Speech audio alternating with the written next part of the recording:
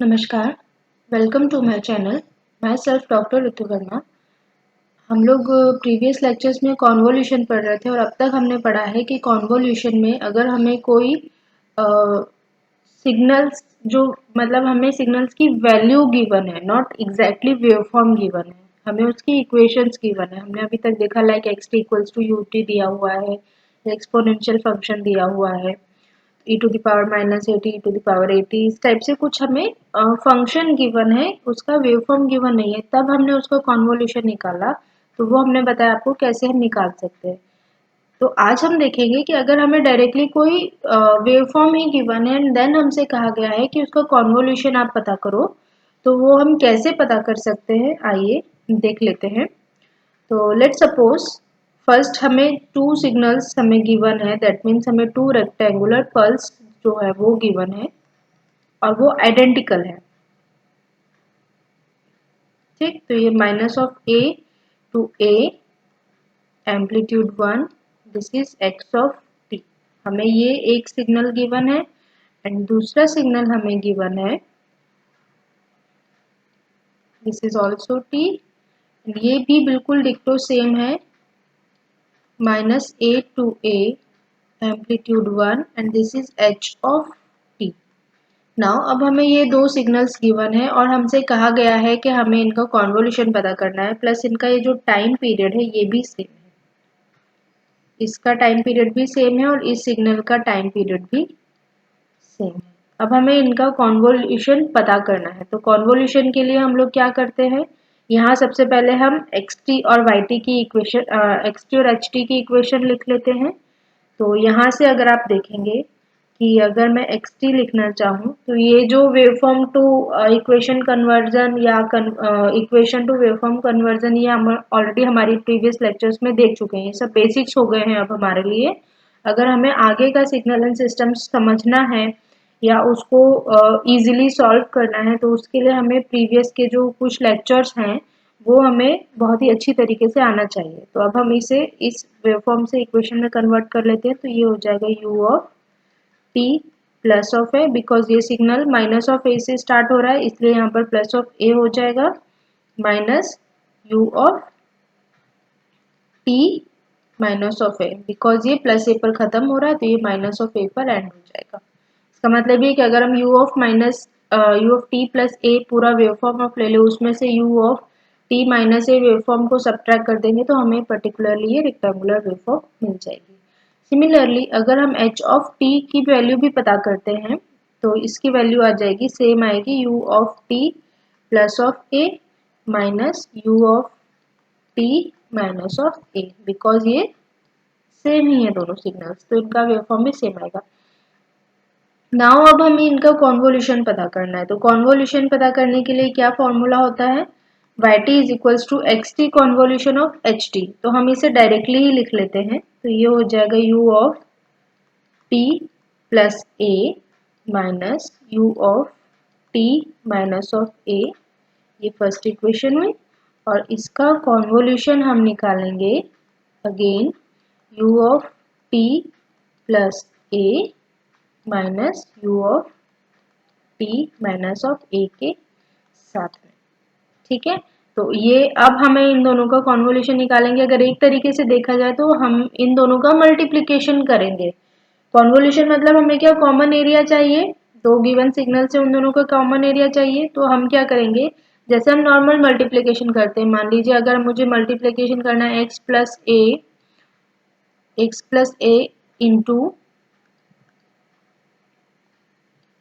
Into y plus B, तो अगर आप इसको सॉल्व करेंगे तो ये कैसे हो जाएगा, ये हो जाएगा x y plus x b plus a y plus a B.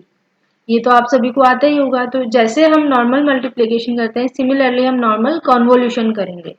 तो इसको अगर हम कॉन्वोल्यूट करते हैं तो क्या आता है, देखिए अगर आप u ऑफ t प्लस ए का u ऑफ t प्लस ए से कॉन्वोल्यूशन करते हैं, ठीक है, तो हम मतलब फोर टर्म्स निकालेंगे, पहले इसका इससे मल्टीप्लाई करेंगे, देन इससे करेंगे एंड देन ये जो सेकंड टर्म है उसका नेक्स्ट इक्वेशन के फर्स्ट और सेकंड टर्म दोनों से इंडिविजुअल हम मल्टीप्लाई करेंगे। जो नॉर्मल मल्टीप्लिकेशन होता है हमें वही करना है। तो फर्स्ट टर्म हमने लिया u of t plus a into u of t plus a. तो जब हमने देखा था प्रीवियस लेक्चर में तो ut और ut का अगर हम कॉन्वोल्यूशन किया था तो उसका आंसर आया था rt, ठीक है। और जब अगर हम इस t में शिफ्ट करा देते थे तो रिजल्टेंट t में भी शिफ्ट आता था। तो यहाँ से हम देखेंगे ut का शिफ्ट क्या कॉन्वोल्यूशन क्या आ रहा है r ऑफ t, और यहाँ भी प्लस ए है दैट मीन्स ये हो जाएगा प्लस 2a। तो इसका आंसर आ जाएगा प्लस ऑफ 2 ऑफ a, ठीक है। हमने जो प्रीवियस क्वेश्चंस किए थे देखिए वो कितना इजीली हमें ये सॉल्व करने में मदद करा, इसीलिए मैंने आपको वो पहले के जो क्वेश्चंस थे वो पूरा सॉल्व कराए थे और आपको कहा था कि ये एज अ ट्रिक हमारे लिए काम करेगा। तो हम आगे से पूरा सॉल्व नहीं करेंगे, हम डायरेक्टली ही उसकी वैल्यू याद रख लेंगे कि इसका रिजल्टेंट कॉन्वोल्यूशन क्या होता है। एग्जाम्स में भी आपको इसी तरह से क्वेश्चन आ सकते हैं। मान लीजिए माइनस ए प्लस ए की जगह कुछ न्यूमेरिक दे दिया, -2 से +2, -3 से +3 दे दिया एंड देन आपको इसका कॉन्वोल्यूशन निकालना है। तो यहाँ 2a की जगह क्या हो जाएगा 2 इंटू ए, यहाँ पर 3 हो रहा है तो 2 इंटू 3 ये 6 हो जाएगा, ठीक है। इस तरीके से आप लोग बहुत इजीली कर सकते हैं। तो फर्स्ट टर्म का कॉन्वोल्यूशन हो गया, अभी हमने निकाला है इस टर्म का इसके साथ। अब हम निकालेंगे इसी टर्म का इसके साथ। तो u of t plus a into u of t minus है, प्लस माइनस यहाँ आ जाएगा माइनस ऑफ साइन। तो यहाँ देखिए यू टी का होता है आर टी और ये प्लस है ये माइनस है, तो ये एक दूसरे से कैंसिल आउट कर जाएंगे, तो ये हो जाएगा सिर्फ आर ऑफ टी। अब आप देखिए, ठीक, ये टर्म हो गई। नाउ अब हम क्या करेंगे, अब हम ये जो टर्म है इसका इसके साथ करेंगे कॉन्वोल्यूशन और फिर इसी का इसके साथ भी कर देंगे।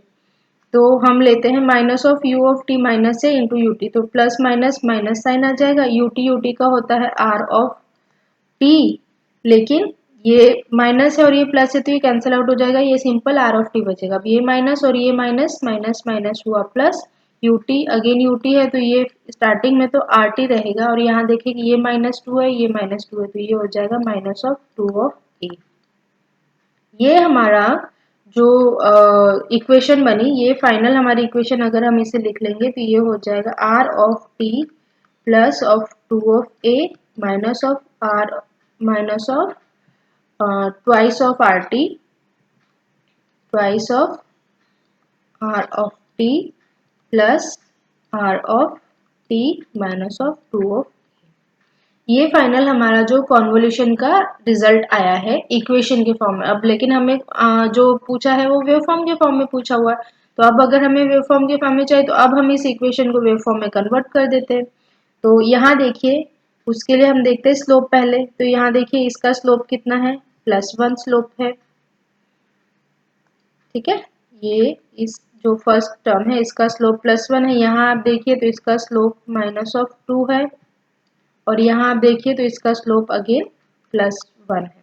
तो ये हमारे पास इक्वेशन आ गई है। अब हमें इसे ड्रॉ करना है, तो हम इसे फाइनली ड्रॉ कर लेते हैं और यहाँ लिख लेते हैं कि वाई टी की क्या वैल्यू आ रही थी। तो y t is equals to r of t plus of 2a minus of twice of r of t plus r of t minus of 2 of a plus 1 slope minus of 2 slope and sorry ये भी +1 of slope, ठीक है।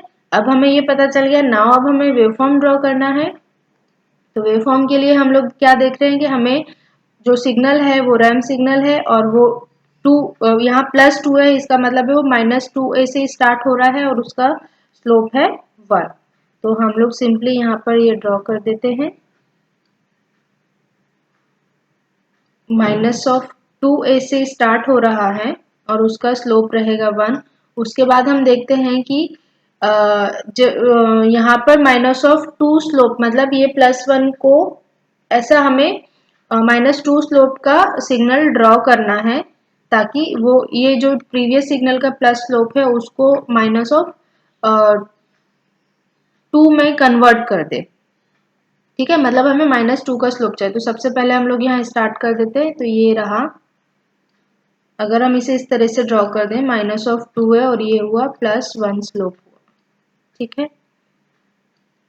Now ये हो गया। अब हमें यहाँ देखना है कि एक्स टी मतलब टी की वैल्यू 0 पर सिंपल सिग्नल आर टी है और यहाँ -2 स्लोप हो रहा है, और जस्ट नेक्स्ट उसके देखेंगे तो t इक्वल्स टू -2a पर हमें जो एक स्लोप है वो इसको नेग्लेक्ट कर रहा है। तो सिंपली आप देखिए यहाँ पर +1 है, आपको -2 का स्लोप चाहिए, तो इसका मतलब ये इंक्रीज हो रहा है, और 2 आप इससे घटा देंगे तो +1 से 0 और फिर -1, तो इसका मतलब हमें यहाँ पे -1 स्लोप का आरटी सिग्नल ड्रॉ करना है।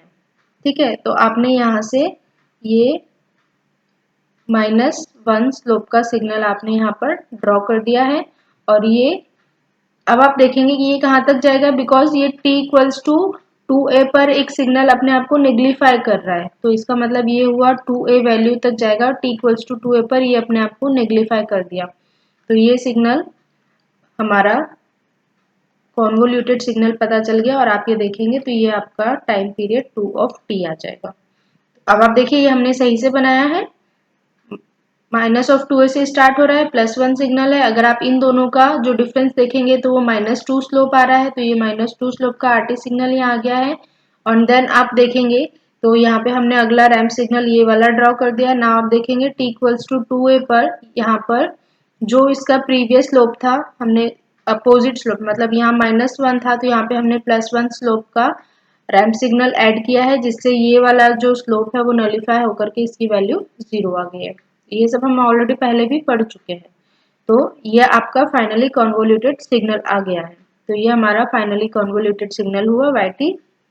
तो यहाँ से आपको हम एक नोट देंगे, इंपॉर्टेंट पॉइंट आप कर लीजिए नोट, और IMP पॉइंट है, ये बहुत इंपॉर्टेंट पॉइंट है।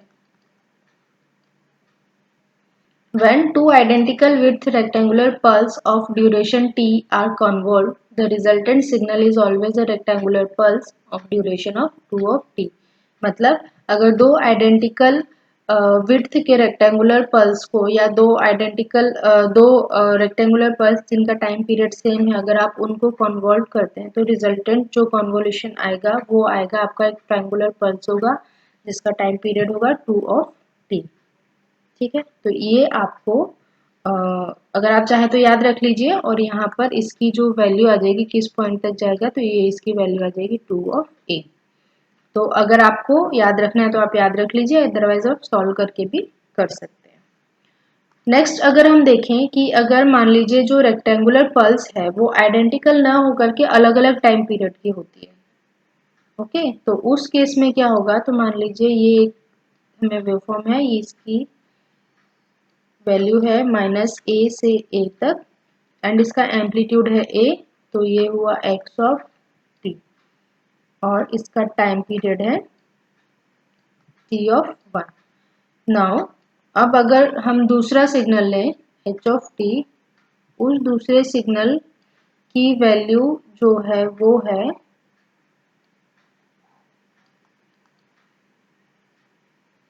मान लीजिए ये है h ऑफ t, इसका टाइम पीरियड है t2 जिसकी वैल्यू कुछ भी हो सकती है, एंड इसका एम्पलीट्यूड है b, और ये जो सिग्नल है नाउ, अब ये जो सिग्नल है हम मान लीजिए स्टार्ट हो रहा है -1.5 a के फॉर्म में आप मान लीजिए, और ये हो रहा है 1.5 a, या आप सिंपली इसको b भी लिख सकते हो कि ये हो रहा है माइनस ऑफ b से, ये हो रहा है b तक, आपकी जो मर्जी हो आप वो लेकर के कर लीजिए, इससे कोई फर्क नहीं पड़ता है। तो हम a ही लेकर के चल लेते हैं, ताकि जब हमें जो कॉन्वोल्यूशन करने में हमें प्लस माइनस एडिशन करना होगा उसमें हमारे लिए ये इजी रहेगा। ठीक है, तो नाउ अब हमें ये क्वेश्चन गिवन है एंड हमें इसका कॉन्वोल्यूशन पता करना है। ओके, तो नाउ जो सेम प्रोसेस पिछली बार हमने किया था सेम प्रोसीजर इस बार भी करेंगे। तो यहाँ से हम लोग सबसे पहले x ऑफ t की वैल्यू पता करते हैं। तो x ऑफ t कितना आ रहा है हमारे पास, तो ये आएगा u of t plus of a minus u of t minus of a, ये xt की वैल्यू आ गई है। नाउ अब हम ht की वैल्यू निकाल लेते हैं, तो ht की वैल्यू आ जाएगी u of t plus 1.5 of a minus u of t minus 1.5 of a। Okay, now हमारे पास xt की वैल्यू ut की वैल्यू है। सेम हम लोग प्रोसीजर करेंगे, इनका कॉन्वोल्यूशन करेंगे। इस टर्म को पहले इसके साथ करेंगे एंड सेम इसी टर्म को इसके साथ करेंगे एंड देन हम सेकेंड टर्म लेंगे, सेकेंड टर्म को इसके साथ करेंगे एंड देन इसी टर्म को हम इसके साथ कॉन्वोल्यूशन करेंगे। ओके, तो हमें ये करना है। तो हम लोग जो कॉन्वोल्यूशन स्टार्ट करते हैं, तो आइए देखते हैं। yt इज इक्वल्स टू, सबसे पहले ut का ut में करेंगे तो रिजल्टेंट क्या आएगा rt, तो ये हुआ r ऑफ t और इसमें शिफ्टिंग हो रहा है तो ये प्लस a प्लस 1.5 है, दैट मीन्स ये हो जाएगा प्लस 2.5 है। ओके, नाउ ये पॉजिटिव है ये नेगेटिव है, मतलब ये माइनस ut और ut का करेंगे तो आएगा rt, तो ये होगा r of t plus a minus 1.5 है, इसका मतलब ये हो जाएगा, ये होगा minus 0.5 a. Similarly minus plus minus ut का करेंगे तो एक रिजल्टेंट आएगा rt। अब ये हुआ माइनस ऑफ ए एंड ये हुआ 1.5 है, तो ये हो जाएगा t plus 0.5 of A. 0.5 plus है, नाउ माइनस और माइनस ये हो जाएगा प्लस, ut का करेंगे r ऑफ t, बट आप देखेंगे कि ये माइनस है और ये माइनस 1.5 है, तो ये हो जाएगा माइनस ऑफ 2.5 ऑफ ए। तो ये हमने जो हमें क्वेश्चन गिवन था उसका हमने पहले इक्वेशन निकाला एंड देन उसका कॉन्वोल्यूशन कर दिया। अब जब हमने इसको कॉन्वोल्यूशन कर दिया है तो हम जस्ट इसको एक फॉर्म में अरेंज कर लेते हैं ताकि हम इसकी वेव फॉर्म बना सके। तो ये प्लस 2.5 इसका मतलब ये माइनस 2.5 से स्टार्ट होगा विच इज फाइन। उसके बाद हम देखेंगे कि ये माइनस 0.5 है, इसका मतलब ये वैल्यू जो 0 प्लस 0.5 पे चेंज होगी और ये माइनस पे, तो इसको हम आगे लिख देते हैं ताकि हमें वेवफॉर्म डिजाइनिंग में दिक्कत नहीं होगी, कंफ्यूजन नहीं होगा। तो ये r t plus 2.5 of a minus of r of t plus 0.5 of a minus of r of t minus 0.5 of a plus r of t minus 2.5 of a। ये हमारी फाइनल वेव इक्वेशन है और इससे हमें waveform draw करना है। अब आप देखेंगे यहाँ सबका स्लोप एक ही जैसा है, मतलब 1 है। यहाँ आप देखेंगे +1 स्लोप है, ठीक है, यहाँ -1 स्लोप है, यहाँ -1 स्लोप है और यहाँ +1 स्लोप है। तो ये हो गया। नाउ अब हमें इसको ड्रॉ करना है। तो फाइनली अब हम इसको ड्रॉ करते हैं। तो यहाँ हम फाइनल इक्वेशन लिख लेते हैं जो है हमारी yt is equals to r of t plus 2.5 of a minus r of t plus 0.5 of a minus r of t minus 0.5 of a plus r of t minus 2.5 of a। ये हमारी equation थी। Now अब हमें इसको plot करना है, तो आइए देखते हैं इसको प्लॉट कैसे करेंगे।